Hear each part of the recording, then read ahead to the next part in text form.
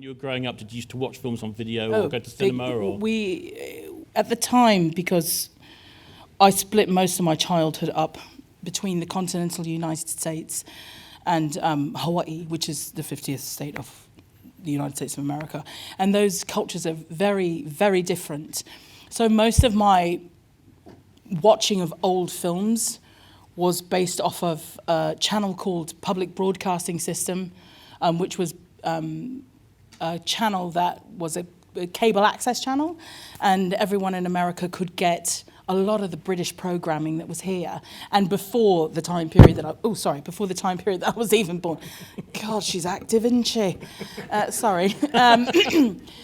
So, you know, along with watching like the 10 episodes of Mr. Bean, or like, oh, you're being served, a Faulty Towers, there were these lovely British films, this one being one of them, and also another channel called American Movie Classics, which is now the Turner Classic Movies. Yeah, Turner Classic Movies. Watching all of the old American films from like right before World War II and then the beginning of World War II and on. And I was fascinated with the golden age of film and television.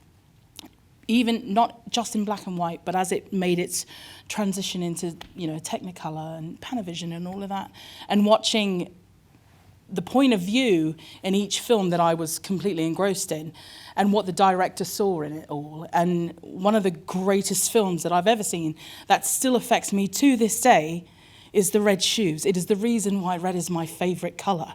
It is the reason why I love to tell stories, not just because of this film, but the team that was behind it, Powell and Pressburger. I mean, they had this whole mission statement that was dedicated and committed to telling the actual truth and nothing but the truth.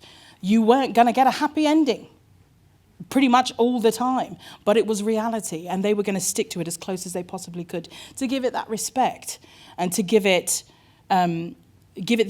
opportunity of the people that were watching to understand what that is. Because of course in our daily lives we're all trying to make it better than what it really is, but there is so much we can learn in the reality of life if it's shown in a way that we can understand it and sort of, you know, put it into our daily lives. I suppose one thing that's interesting about Powell and Pressburger is that they just made, before this film, a whole lot of films during the war, which were kind of propaganda films, some of them very realistic. But they love a redhead. They love a redhead, I'll tell you that. But also with a bit of a sort of fantasy element sometimes. Yeah. And this has definitely got that. And this is one where I think you sort of feel like the war's over, the propaganda can stop now, and actually they can just go all out on it. And and they wanted to. And, you know, they wanted to. I mean, with the art director that they had, Hein Heckroth, he just, and you'll see in the film, when he was doing all of the initial, you know, artwork to, you know, put the story together, they had this idea of morphing it into the actual film and then creating all of the rest of the film around bits and pieces of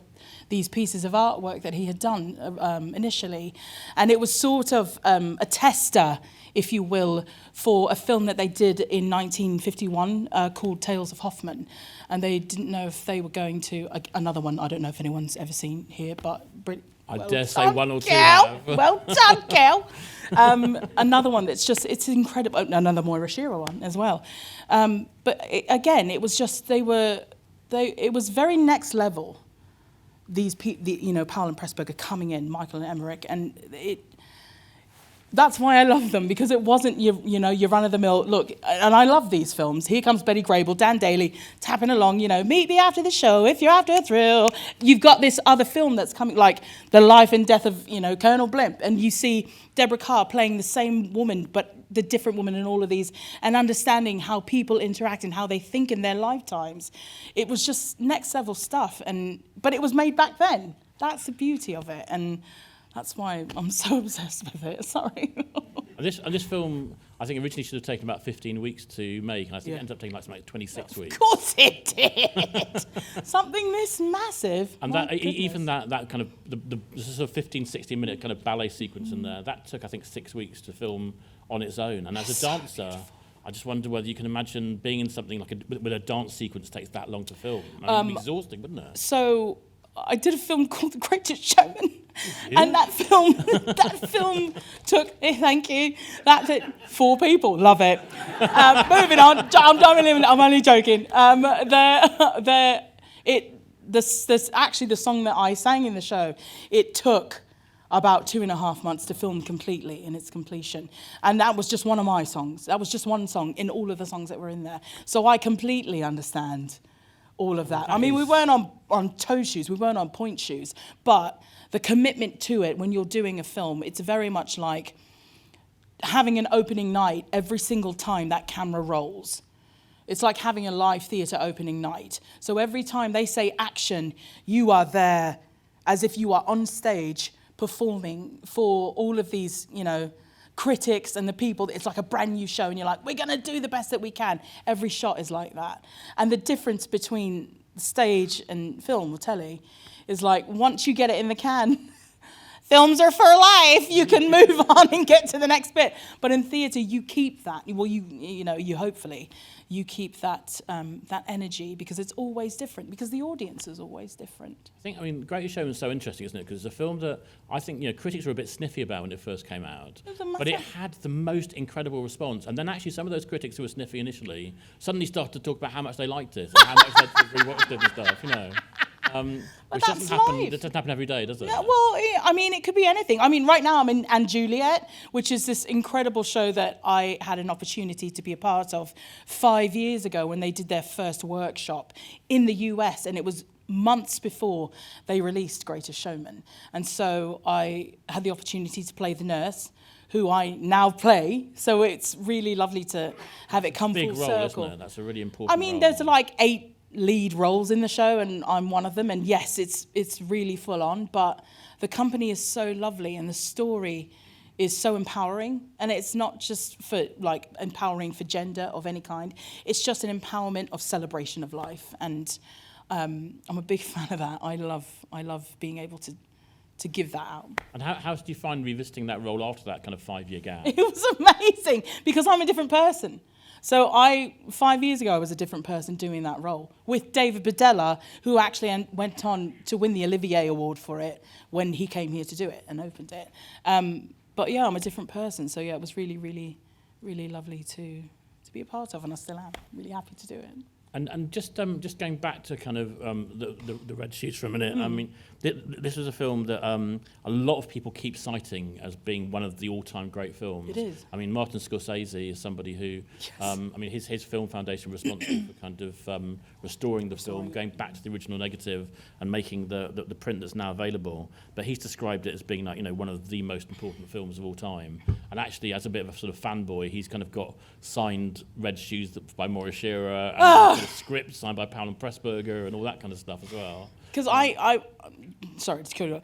I did a show called South Pacific for the Lincoln Center, and at the beginning of Act 2, there is a Stars and Stripes girl that's on point, and her point shoes are red. And when I did that tour, I mentioned to the girl, my favourite film is The Red Shoes. She goes, I love that show. And when she finished her contract before I left, she signed her shoes and gave them to me because she knew how much I loved it. I have them here. Have you really? I've brought them with me to London when I moved here. Wow. About over a year, almost a year ago. Because you had them right here with you. And I've got them on. Here we go. And set. No. But yeah, I brought them with me here because that's how much it means to me. There's a line in the film quite early on. There's a bit of dialogue between Moira Shearer's character and Anton Walbrook's character. Both individual actors and performers are just massive fans of them both, specifically Anton Walbrook, where they meet, and he was supposed to watch someone perform at an after-party dinner that night, and he turned it down because he was like, I'm not here to hire people. Yes, I'm the head of this ballet corps, but I'm not here to give jobs out to people.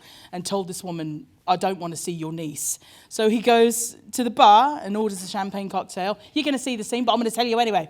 So he goes to the bar, orders a champagne cocktail. This lovely girl comes right along next to him and says, yes, please, I'd also like a champagne cocktail. And he goes, look, I don't know you, but I just want to let you know I saved your life tonight because you would have been sat here watching a horror of a ballet performed tonight.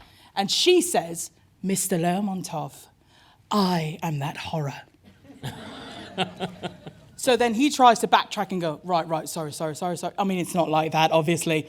But then, as they start getting into this conversation, she says, "You're not sorry I didn't dance, though." And as they continue to speak, he asks her one question. "Why do you want to dance?" And without blinking an eye or taking a breath, the camera goes to her, from his point of view to her, and she says, "Why do you want to live?" That is the reason. It makes me cry. That's the reason why I love that film and why I love doing what I do. Because storytelling is so much better than any drug that anyone could ever take, because it means that we connect. And in that connection, we learn about ourselves, about other people, and that's how we can make change, if in any way at all. I mean, when you put it like that, it's easy in a way to see why it has resonated so much, not just with audiences, but people who are in the creative arts as well, because it's about the sacrifices that artists have to make. Very much so, and all the way to the end of it, all the way to the end of the film, till you see the word "fa" you'll see the word "fa" at the end of the film. Because it's fine, it's finished. What does that mean? She's finished, love. It's over. Get your bottles and, head on out. But all the way up to that, you see all of that struggle and what it means and the passion of it all. And the fact that passion is most brilliantly displayed in the colour red. That's why red's my favourite colour of all time. And obviously, the choreography is by Robert Helpman, who was not just a great sort of performer and dancer, but from my point of view, I have to say, was like the great villain of all time on screen. He was the child catcher in Chitty Chitty Bang Bang, and he's playing the sort of the young boyfriend in this film. It's brilliant. But he's an incredible actor and dancer as well, isn't he? It is, and his work. They're all dancers. I mean, everybody we're going to see, they're all dancers. Yeah. And the work that he's left behind. Think about all of that and people learning from all of that internationally. It's astounding. And obviously, we're going to see the film in the moment. You've done very well not to kind of spoil in terms of sometimes. Well, I gave one scene away, and then right. I gave "fa" away. Sorry. But is there anything else about the film in particular that you kind of want to share before people are going to watch it? Yeah, I think it's a really interesting, if you can, it's a really interesting take on, as a lot of the Powell and Pressburger films are, on the human condition and when things happen that you don't expect to happen, and how, as individuals, we respond to it, and what that creates, and how that universe forms because of everything, because of our carbon print and what we say and do in things that we don't know what's going to happen. It's a beautiful film that explains all of that. I will tell you, the ending is not going to be what you think it is, but because of that, that's what makes it so brilliant, because that is, in the ending, that is life. And just that alone should always be celebrated. Always. And we just touched on Anne Juliet before, but obviously you talked a little bit about what it was going back to it, but just very, very briefly, because it just, as we've got you here, and it would be remiss not to. I want to watch the film. Come on, mate. Just very, very brief. What in a nutshell is Anne Juliet about? Because the word Romeo is not in that title anymore, is it? Okay. So here's the deal. Romeo and Juliet, yeah? It starts out this way. Romeo goes, "Let's be together, even though we're only 13 years old. We've got the whole world ahead of us. It's fine, and our families are fighting each other. Yeah, this is brilliant." So, they make their plan. I'll fake die, you come, you'll fake die, I'll wake up, you'll be fine, and we'll go off. So he fake dies, she shows up, and she's like, "You know what? Yeah." And that's where the play starts. Perfect. That's why there's no Romeo in the title. Okay. I'm not telling you anything. Right. There are new characters introduced, obviously, and clearly the ending's not going to be anything that you think it is.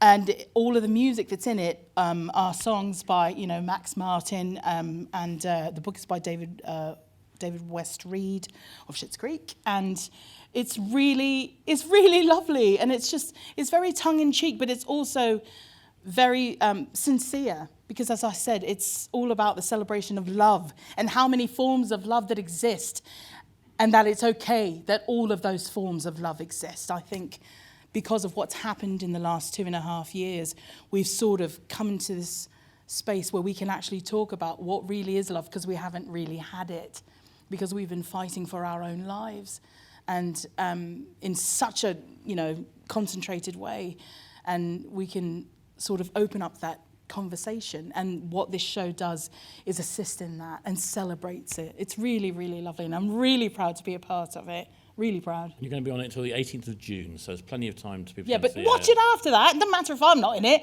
It's still a good show, you guys. It's really, really awesome. Yeah.